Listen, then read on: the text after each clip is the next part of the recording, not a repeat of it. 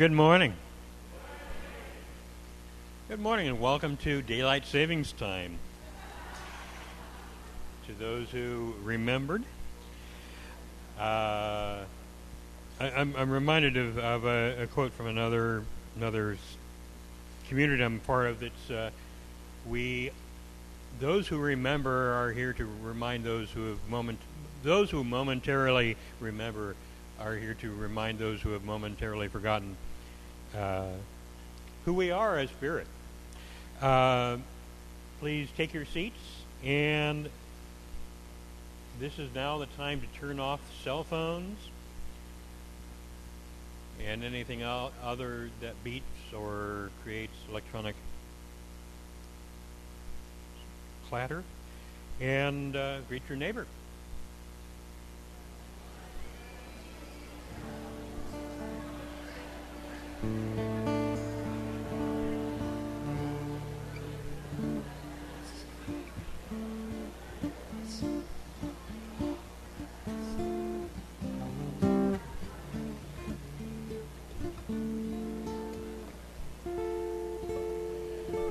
Again, welcome to the Golden Gate Center for Spiritual Living. We honor you wherever you are on your spiritual path, knowing that there is something special here for you this morning. I'd like to resurrect a story that I told some months ago here. It was about a cartoon, a simple cartoon that illustrated two very different concepts of or experiences of community. The first was of a large cafeteria the size of this room, tables from end to end, and the people in the room were all there eating their meal, but they were confined by the fact that they were strapped to a pole from elbow to elbow across their back. So they had to reach down, grab food out of their plate, and hope they make it into their mouth. The second frame was essentially the same room, cafeteria the size of this, tables end to end, people there each all with that same pole strapped to their back. But what they were doing was grabbing food out of the bowl of their neighbor and feeding it to them. And then somebody was doing that for them. The captions on the two frames were heaven or hell and heaven. In Science of Mind, we don't adhere to the concepts of a literal hell and heaven, but we do create our own realities. We create that here. Wanted to speak about, last week I reached out and asked for assistance for the video team, and several people stepped up. They're being trained today so that next week when Ron, I, and Ed are all away, video will still be happening for those who aren't able to be here today. So I thank you.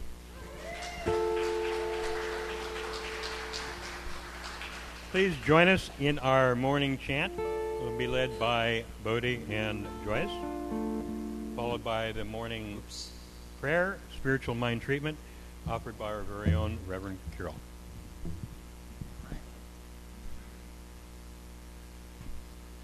Oh, yeah.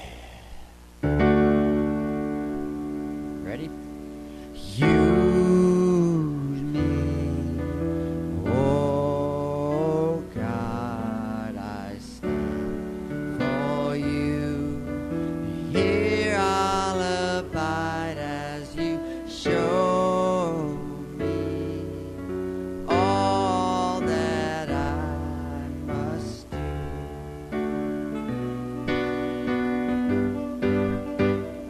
You know this part. God needs us to shine His light. God needs us to shine His light. God needs us to shine His light as me, as you, so use me. Oh God, I stand for you. Here I'll abide and you show me all that I must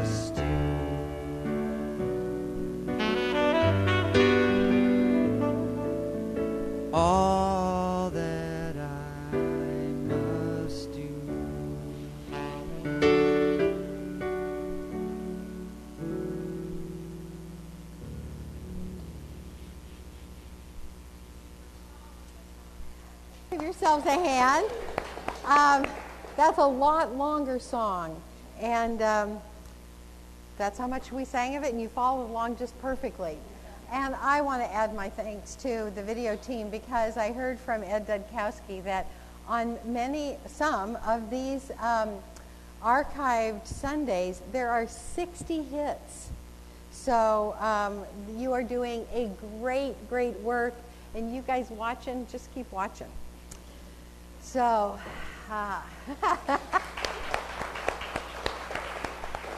Actually, that's 60 people live, so that means more hits after that. we're a lot of people out there, so a lot of people. So please join me for prayer. So I begin by remembering the God of glory, the God of wisdom, the God of life itself, the God of power is all there is. Love, light, peace, power, joy, wisdom, harmony, balance, all of it is available, because the energy and the activity of God is everywhere in and through all people, circumstances, conditions, and relationships. And right where I am breathing, the fullness of God is. And as God is in its fullness right where I am breathing, it is in its fullness with every breath taken by all people, by all breathers, by all of the trees that inspire and respire with the opposite chemicals, such a beautiful balance. God in its fullness in every tree. God in its fullness in every California poppy along the side of the road. And God in its fullness in absolutely every condition that is in anyone's life, in this room or in the sound of my voice. And so it is that if anything feels limited, it is an illusion. If anything feels separate, it is not true. If anything feels outside of the goodness of God, it is a part of our imagination that will blink out of existence as we shift our thought. And so I shift my thought this morning to those qualities of God that I see in the springtime air and earth. Resurgence, rebirth, rejuvenation, all of it, new life, my new life. And each person's here who says, me too, it's my new life. And so knowing that there is never, ever a limitation of newness, that with every breath there is new life. I give my thanks for this and release this prayer with infinite gratitude in the law that is already saying it is so. And so we say, and so it is.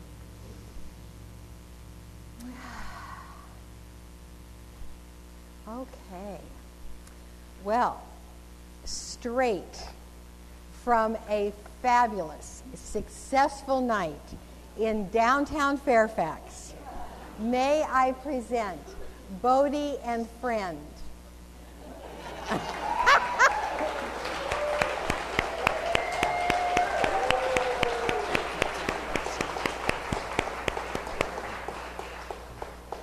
Good morning. Yeah, we're here. We slept a couple hours, rolled on over here. It was a great show, and Joyous is heading back to Portland today after the service, so he drove down for the show last night, and while he was hanging out in my home in Fairfax, he wrote a tune, and he's going to tell you about that. Well, I just was driving down here from Portland, and it's not really spring so much up there yet. And then as I was coming down, it's like spring was opening up on started seeing like these fields, just acres and acres, thousands and thousands of trees. They're all like basking in the glow of their own blossoms. And it was just, so I came down, and Bodhi's here, and it's spring, and I just was feeling, huh. So I wrote this song called The Essence of Spring, just for this.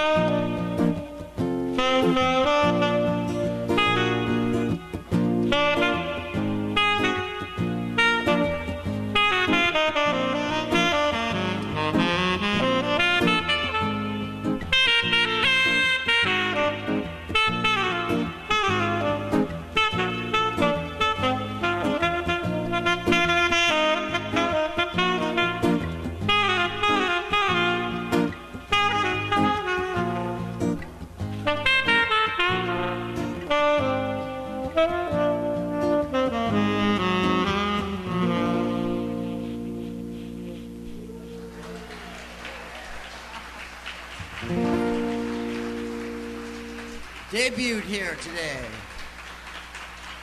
Essence of Spring.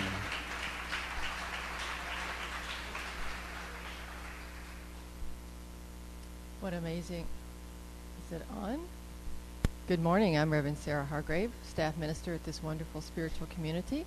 And thank you for sharing Spirit as it moved through you to bless us. So I understand that there was a fabulous, fabulous concert last night. Okay. If you were there, raise your hand. Okay. What a great celebration. Children today, we always, gratitude. We're grateful for Bodhi and what he brings to us and the way Spirit moves through him, and for all of you who were supporting his wonderful celebration. So, thank you for all that you do and all that you are. Children are going off today to talk about we are all connected. So wave goodbye from the connection from you to them.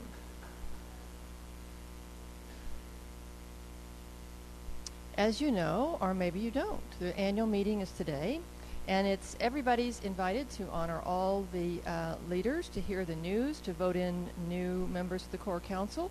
And there's a delicious borscht lunch today. I understand there's at least 6 different chefs that prepared and brought borscht. So you can have as much borscht as you want for $5. So get ready to have a lot. Helping each other succeed. I'm working on a program, and I want your input and participation on helping each other succeed. And I have a quote from Ernest Holmes. And he says, "Success means more than dollars and cents. Success means mental growth and spiritual attainment, and also includes an abundance of all things that makes living more enjoyable." He also said, "Anything you can dream of is not too great for you to undertake if it hurts no person and brings happiness and good into your life." So I'm hoping we can I'm planning for us to come up with ways to more intentionally help each other and consciously support each other in whatever we want to do to succeed in our own lives in expressing Spirit in a greater way. Estate planning, stuff. How many of you have accumulated a lot of stuff on your time on this planet? Okay, well, the question is, what do you want to do with it when you pass on? You're going to talk about that, are you? Okay.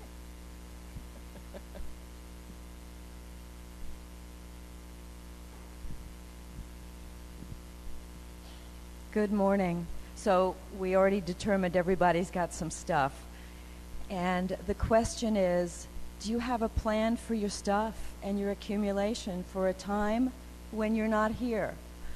And what we know is a lot of people don't create that plan, or they don't have a plan that really suits who they are now because of complex family situations, because of limiting beliefs, because of a thought, I don't need a plan, there's nothing I need to set up for the next generation. And what we know is a plan is a gift to those who love you and those you leave behind, so that everything is set the way you want it to be set. So, some of you might be considering an estate gift to Golden Gate, and some may not. And what we know is you are all warmly invited to the next estate event. It is this Wednesday night at the Learning Center, 7 to 9:30. Reverend Karyl and I will be facilitating it. It's called Estate Planning Moving Through Blocks. And anyone who comes, it's a free workshop, will get an estate planning kit, and you'll get to hear lots of stories of how other people move through some of the questions and some of the issues that there are. And so what we need to know is if you're coming, so we can have materials for you. The sign up is at this table over here. So hope to see you. And Rick has something very interesting to say about Wednesday. Morning. After last night, At any rate, for 25 plus years, I was operating under the superstition or false belief that if I made out a will, that I would hasten my departure from planet Earth. And I operated for 25 years in that, in that belief system, and it was great. And, things were fine. And then my father had a cerebral hemorrhage. And he had all the paperwork in place. And 2 words came to mind. It was ease and grace. And I was just so grateful that I was able to relatively immediately take charge of his health care because the advance directive for health care was in place, that I could take care of his money and keep him, comfortable and well fed, that the succession of possessions and money and all that was all taken care of. And then I began to realize that it wasn't about me, it was about my children. That I want them to experience the same ease and grace that my father showed me when he led the way. So my block was this false belief that I was packing around for 25 years. So I really urge you to come Wednesday and work through whatever it is that is delaying you from getting these papers in order. Thank you.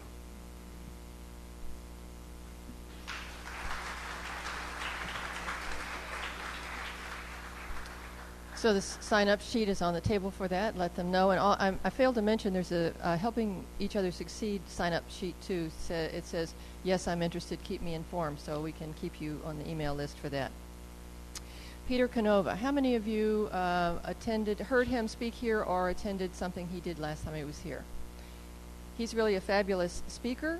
He's coming April 7th, straight from a packed house presentation at the convention. He has amazing research in divine feminine, early Christianity, secret teachings of Jesus, quantum physics, and much, much more. So there are flyers, and please take them and post them places so that others besides you can show up. Easter sign-ups. We have wonderful festivities planned for Easter. Please come and support the community in one of the favorite celebrations. And there's a flyer. We already have people who are doing the Easter bonnet parade and the egg hunt for children, but we need some volunteers, and you know who you are. Easter basket fundraiser, and also for community potluck. We need coordinators for those activities. And let's see. My monthly brown conversation and coffee at Il Fornaio is this Thursday at 8 to 9:30 in the morning. It's an opportunity to come and meet with like-minded folks to have inspirational and interesting conversation, make connections, and also help each other. Il Fornaio does not serve breakfast, so you just come and go to the carry-out counter if you want anything, and come to the table and talk with us. The topic this month is working with the Universal Ways and Means Committee. So come and find out what that's about. And now our wonderful Reverend Karyl.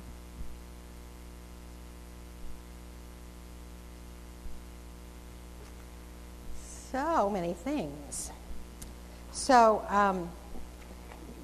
thank you all very much. And I hope you all stay for the annual meeting and the borscht lunch ahead of that, because we have so much borscht. I mean, it's really true that you can have all you want for $5. And it all looks fabulous, and it's all different shades of red to purple. It's so great, so please stay for that. So 2013, for those of you who are new-ish for this year here, our theme is the new world and the ancient path. And what we're doing is that we are bringing the truth statements, the truth beliefs from our ancestors and from this edge of discovery and invention that's happening right now. And we're bringing them together within our Science of Mind philosophy to apply to our lives. So if you haven't picked up one of our Celtic crosses yet with the spokes on it that are for each week of the year, please do. There's some on the newcomers table and some over there. So each week we have a word that corresponds to the energy of the season. Because, you know, one of the things that we all got when we came to planet Earth are the seasons. That's one of the gifts that in our environment, where we can make the interior weather anything we want, the outside weather is sometimes forgotten. But listen to this from Henry David Thoreau. Live each season as it passes. Breathe the air, drink the drink, taste the fruit, and resign yourself to the influence of the earth. Now, isn't that a sweet thing to think about? That word resign is like, well, okay, but I would say celebrate yourself in the influence of the earth. So my talk today is called Granting Life is in Our Power. And it's really a springtime talk because the spring energy is palpable. I love that story, Joyous, of driving down into the spring and having spring just come at you. I think that's so fabulous. And so the spring reminds us that the same power that is in the earth to co-create the new little blooming things that are coming up, it's the same energy that is in our life about the blooming things that are coming up in our life. This Springtime Altar by Suzanne Mabardi is just, it just screams spring, right? And our president-elect, Gail Durkin, brought some of her heart collection. And then we have little Valentine hearts that are in Easter colors, so I'm sure that you can eat those too. So you have the borscht and you have the Valentine hearts. So my title, as I said, is Granting Life is in Our Power. So I really want us to think about that because we don't create life. We can't animate a stuffed animal, with our magic wand kind of flicking it on the head. But there is life all around us and in us. It is the animating force. It is a power and an energy that is everywhere. And where we put our attention, where we put our life force, we enliven it. And so the word today is vitalize, because what we do is, by our choices, by our thinking, we direct the energy, our life force, to sort of grow what we put our attention on. It's really like there is a primordial soup that's bubbling, bubbling, bubbling, and we just say, I'll have some of that, and it grows. We animate the things in our lives. So if I focus on something, if I think about it, if I pray about it, if I spend time on it, it has life in the world. It has an essence. It has an energy of its own. And it's because of my attention, because of my focus, that it comes into life. So as your spiritual leader, I animate the legacy team along with everybody else on that team. I animate the annual meeting that we're going to have after this service along with the other people who have planned it. I animate my borscht, vegetarian borscht that's full of life. I want you all to have some. And I animate the events. I animate Sunday morning. I put my life force into it, and the life force of me translates into this thing in the world, and it's a living thing. It comes up out of all the other possibilities, and it is a living thing in the world. So when I consciously put my focus, I grant it life in my experience. Do you get how that works? We grant life because life is everywhere, but we particularize it. So out of the unformed substance, it rises and has life, and you do that too. So in the textbook, in the back here, there's a meditation that Ernest Holmes wrote. It says, "My word shall bear fruit. The word of my mouth shall bear fruit. My word is the law unto the thing whereunto it is sent, and it cannot come back empty-handed. My word is the law unto the thing whereunto it is spoken, and will become fulfilled in the right way and at the right time. I wait in perfect confidence for the word to fulfill itself in life." So that's how it is on this earth plane, and how we enliven things. And actually, the first story that was ever written down by the Desert Fathers talks about this. It has come down to us as the opening lines of Genesis. And if we unpack what God supposedly, it's a metaphor, of course, but what God first said and did, as we look at the first story that was written down by the Desert Fathers, it shows us exactly how to enliven something. And God does it and we do it. That's what the new teaching is, that everything that Jesus did, or the representative of God on this earth, we can do too and more. So, if you recall, everything was formless and void. I think of kind of a gray sea or a gray fog, only like soup thick, but alive with potential. That was the void. And then, of course, God said, let there be light. And so there was a choice. There was a focus. There was the essence of the life of God being put forth into a choice out of all he could have said, let there be sound. That could have been the first thing. But let there be light. So light was enlivened. And the next thing is really equally important. God saw the light and knew that it was good. So, when we call something good in our life, when we say, that's good, what else is happening in us? Isn't there, well, in me, there is an additional focus. There is an interest. There is a connection. Sometimes there's an affection. There's additional involvement. There's more energy.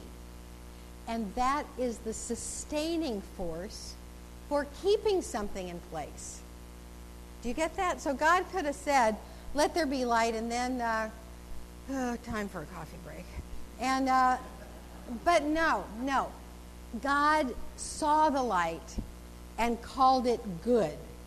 So we do the same thing. And I think actually later on in that story, when it says that he created man to have dominion over the fish of the sea and the fish of the sea and the fowls of the air, and on every living thing that creepeth upon the earth, that word dominion, I think, means we get the power to call forth life where we choose.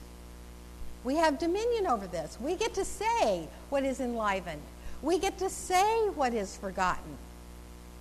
And so, when I say in my life, let there be a place for me to give my gifts, I enliven my work. When I say, let there be a place for beauty in my home, I am inspired to redo my altar. I'm inspired to put a bouquet up. I'm inspired to vacuum. Sometimes. Let there be joy in vacuuming. Okay, I'm going to enliven it. I say, let there be a delicious dinner, and I put life into that delicious dinner. And when it happens, I like it. I call it good. And so that kind of energy is sustained in my life. When we grant life to something, it has its own being. So there's two parts to this. I want to tell you again very clearly. There's a thinking part and there's a feeling part. The thinking part is when we say this, not this. Let there be a great dinner rather than let me work on a mosaic. The great dinner has the life force. I choose, and I call it forth. And then there is the feeling part of it. Like, wow, this is fun. This is good. This is great. I like this. I'm going to sustain this. And the feeling is gratitude when that thing is enlivened in my life. So the thinking part is choosing, and calling it forth, giving it life. And the feeling part is, ooh, that's great. That is really good. Now, this is so easy. If you did the one thing in the morning and the other thing at night, how do you think your life would go? If you in the morning when you woke up and you said, let there be love in all of my interactions today. Let there be a step forward on the pathway of my dream. Let there be some place where I can offer healing balm. Let there be wisdom in my words. And then at the end of the day, you review and you go, oh gosh, I am so grateful that person came into my office and we were able to talk. I'm so grateful that I got this new idea for the Sunday talk. I'm so grateful that life has worked again today just the way it's supposed to. So the thinking and calling forth in the morning and the gratitude and sustaining energy in the night. Yeah, easy peasy, simple. So what happens, of course, is that we use this system in a whole other way, don't we? Sometimes we can bring forth things and we can call them that is not good. And it's interesting. When we bring forth things and call them that is not good, it doesn't erase them. No, you'd think that it would. Like the parenting techniques where you say, you have the messiest room I have ever seen. You'd think that they would immediately go and clean it up, right? No. It just, all that stuff on the floor mates and makes more stuff. So, this is what happens when we use it in the way that we don't like. It's the same energy. We don't say, let there be suffering, but we do say, ooh, what if this bad thing happened? Or we notice something and we go, I don't know where that came from, I don't like it. And that's the thinking part is nurturing what we don't want. It's also called worry. Worry is negative goal setting. You focus on something and you say, I don't want that. But the creative law doesn't care, right? The creative law just says yes. So if you say, I don't want that, all the creative law hears is what that you're thinking about. And then it says, oh, got to go to work making that, those unseen hands, make that. So when it's brought forth and then you go, ooh, that's bad. So you say, wonder if that bad thing's going to happen. And then it happens and then you go, ooh, that's bad. That's the feeling part. So you have the thinking part, that's the worry. And then you have the feeling part when it comes to pass and it goes, oh, that's no good. That's bad. And then you do this over time and you get a habit of fear and anger and worry. And pretty soon, guess what? We've mastered suffering. We have become a master at suffering by using the same creative law that we could use in a different way. So here's the lesson. Our inherent skills for enlivening. Inherent, we have these skills already. We do these things. It's the easiest thing, and we do it all the time, and we can master suffering or we can master joy with exactly the same things. Okay? The first is verbalize. We've done these 3 V's before, but they're so great, I'm going to do them again. So we talk about what we want to grant life to. In this little book of quotes, Oneness and Mastery, that I put all the quotes that I love the best, John O'Donohue says this: each day, our tribe of language holds what we call the world together. Yet the uttering of the word reveals how each of us relentlessly creates. Everyone is an artist.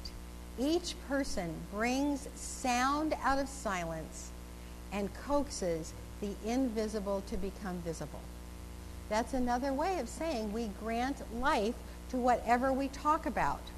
So what I would do if I were you and you are a student of this philosophy Even if you're not in class, but of course, I would say to you, come to class because you get to work on your stuff in class.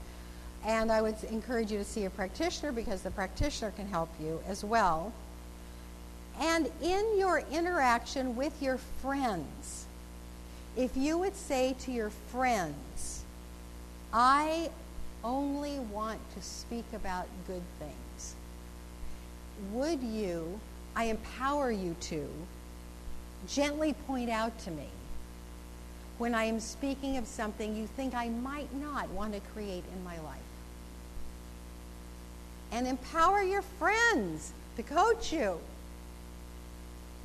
Okay, that's verbalize. The next thing is visualize. Rehearsing, the mental rehearsal of what it is we want that to look like. Our day. Mentally rehearsing how we're going to be loving, how we're going to be productive, how we're going to be orderly and beautiful and loving. I announced last week that I have a trip in the planning for Greece in June and Scotland in August. You think I'm not visualizing those? I am visualizing those. And lastly is our word for the day, vitalize.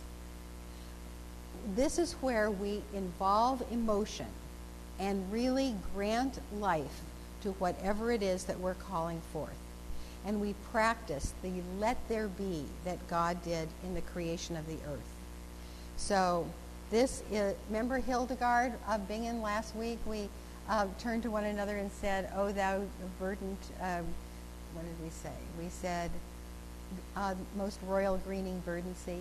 Why don't we do that again? Because I'm going to read something else from Hildegard. Just turn to somebody and say, oh, good morning, thou royal greening verdancy.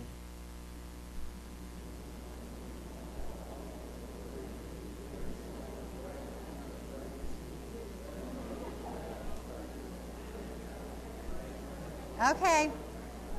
And then one more line.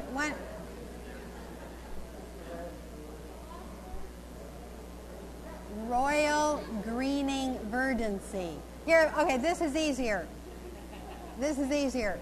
Just turn to that person and say, you shine like the sun.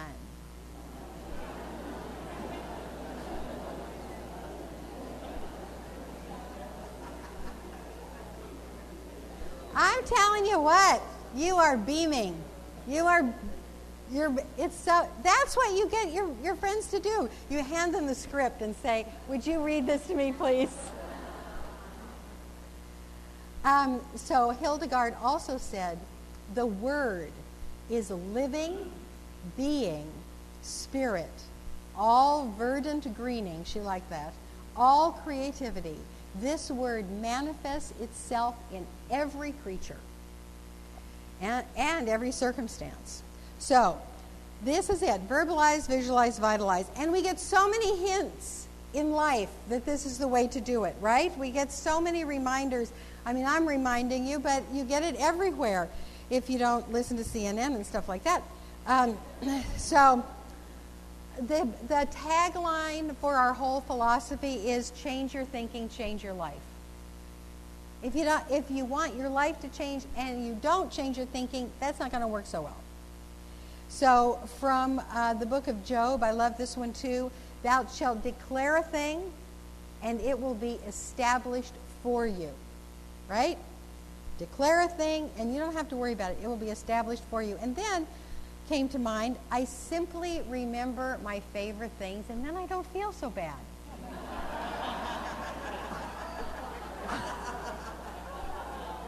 How simple is that? How simple is that?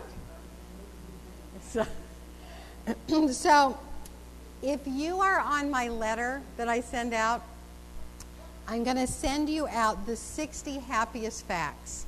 So this ought to really intrigue you. If you're not on the letter, yeah, Jackie already read them because I put them on Facebook.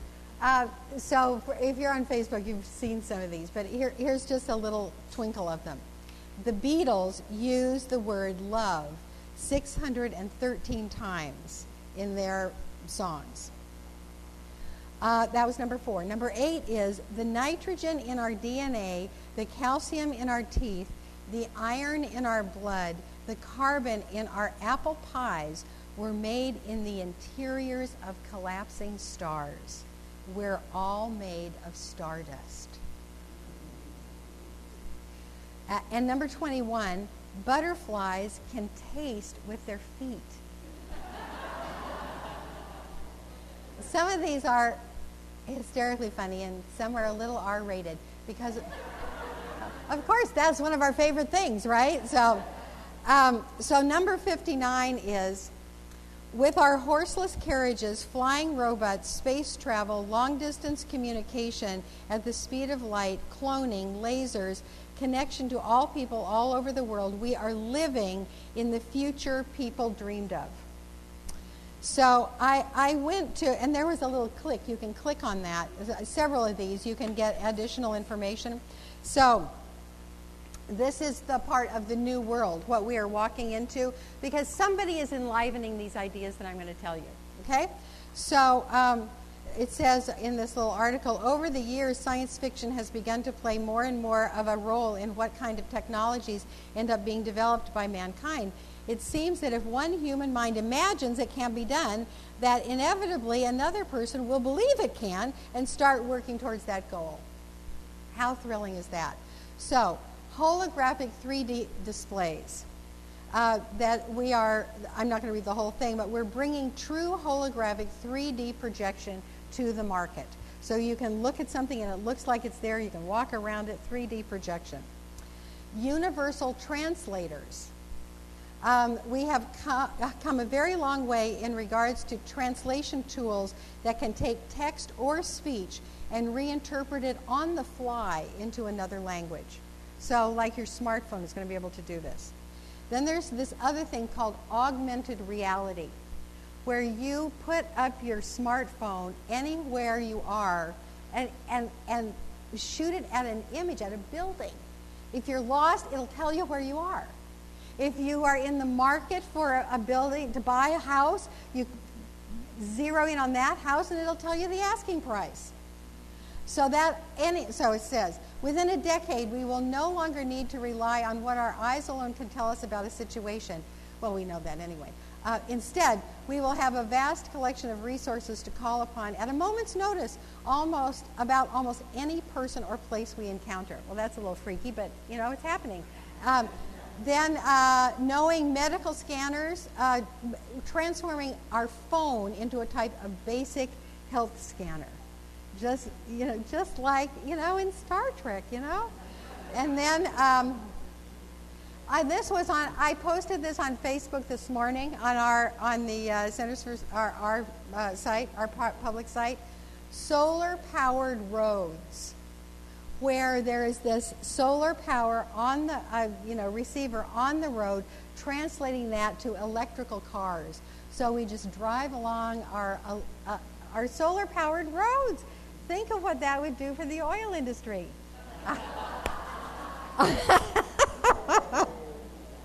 So, and then another one of our ministers put on this morning on Facebook, 40 exabytes of unique new information will be generated this year. That means more information than we have accumulated in the last 5,000 years. Woohoo! So, what we put our attention on is what is going to be granted life in our life. We are powerful beyond what we know in creating life the way it is to be. This is from Fred Allen Wolf that we had in our very first speaker series. Realize every event in the indefinite number of universes is influenced by you. Realize there is life in everything. Realize you are not what you've been taught. Allow consciousness to unite with you. And someday, we won't stop smiling. When we walk, we'll float, and light will pour from our eyes. So that is the future that we are headed for. If we daily give life to what we consciously choose, that brings more life to us and to the world. So if you would join me for the inner work now. And that declaration of the world that we are all stepping into, that brings forth the wisdom of our ancestors and the wisdom of the greatest scientific minds on the planet now. And as we notice something that we love, we talk about it, we share it, we verbalize it. We say, let there be world peace. Let there be solar-powered roads. Let there be enough food for everyone. We call forth the world that we want to live in. And we visualize it. We visualize hand to hand and heart to heart beautiful partnerships that move through our families, through our communities, and throughout the world. If we witness something that feels separating or unhappy, we say, I bring forth its opposite.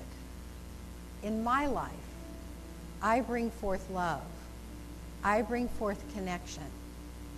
And as I think about it and talk about it, I see it.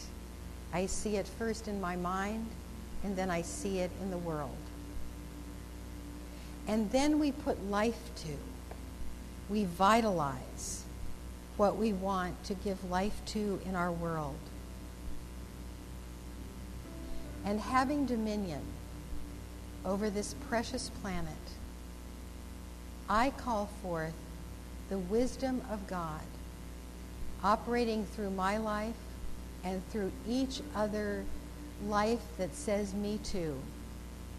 I call forth love and connection and harmony in my life and for each other one that says, yes, that's good. I want that.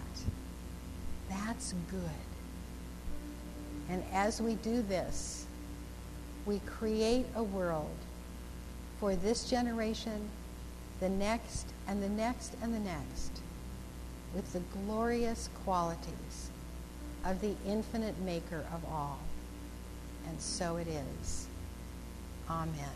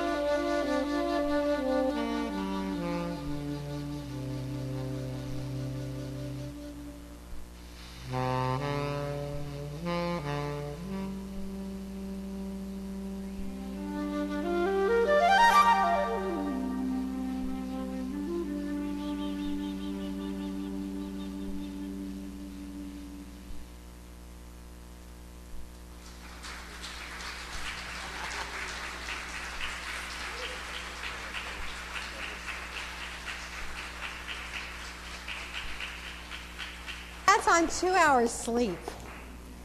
You guys really get all the borscht you want. So now is our time for sharing our tithes and offerings. So if the ushers would get into place, and as we prepare to give our gifts, whether we're writing out a check or whether we're going to put that little card in that says, I've already pledged, or if we're just going to empty our pockets and pocketbooks, whatever that gift is, it is sacred.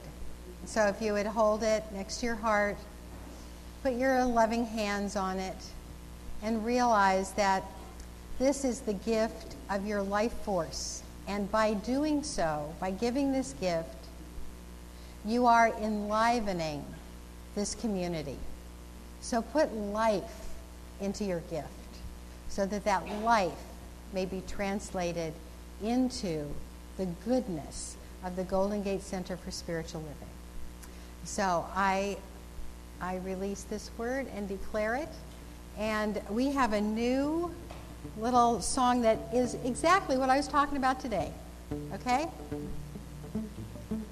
And would the ushers please receive the gifts? I sing my love into, I sing my love, I sing my love into the world.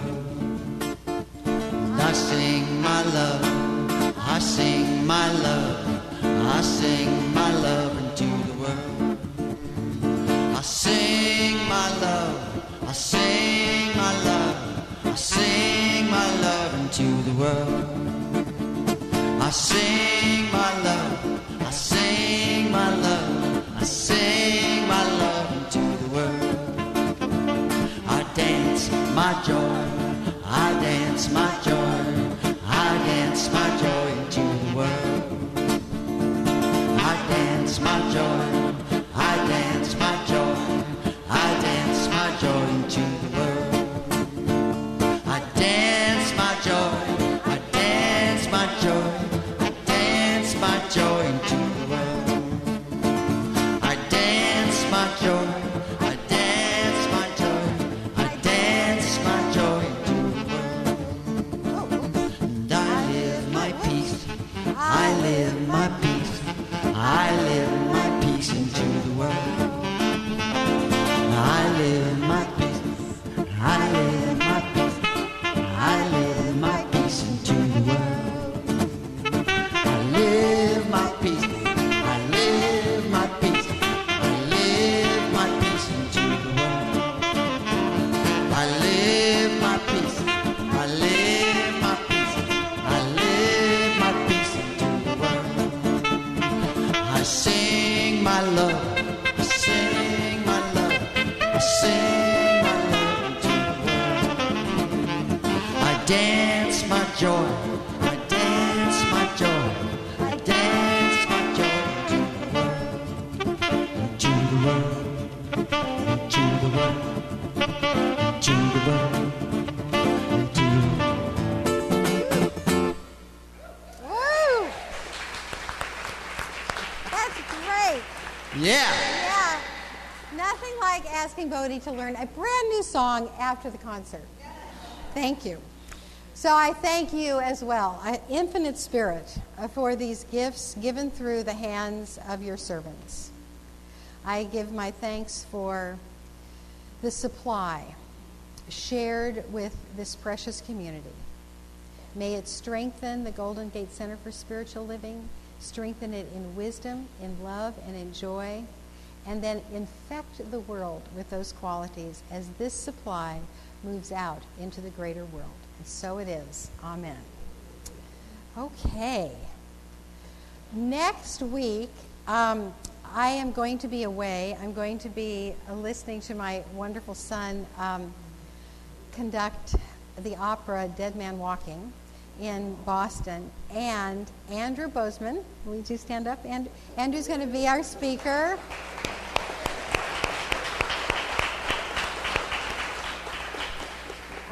Andrew is a metaphysical minister. He's a community activist. He's been very, very instrumental in the Forgiveness Alliance. And people who've heard him love him. So I'm sure that you will as well. So now is the time for us to get prayed out. And everybody, okay, no, Sarah, come up. What we should do is like keep this part of the chairs up for the meeting. These can get put away, and these are kind of going to be around the tables to have soup. So it'll all work out. Okay. Would the practitioners come forward? These wonderful practitioners are professionals that are normally paid for their service, but they volunteer their time to pray with you and be with you after service. So would the other practitioners surround the room?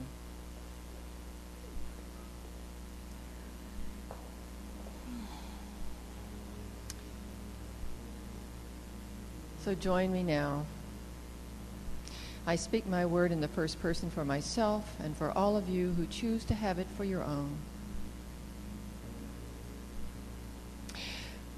I open my heart to the urgings of Spirit, knowing there are dreams and desires that Spirit is desiring to express in the world by means of me. And I know those yearnings are good. I open my mind to know the path, to achieve what it is my heart is yearning for, the steps to take, the things to do. And I open my body to the health and vitality and comfort and ease that takes me through life. And so in this wonderful space, I know that I am expressing all that is mine to do. And I am supported in life by others who come forward to be with me and to express their magnificence as well. So knowing that I am fully supported by life, I lovingly say thank you and simply wait for wonderful reports and delightful surprises. And so it is. Amen.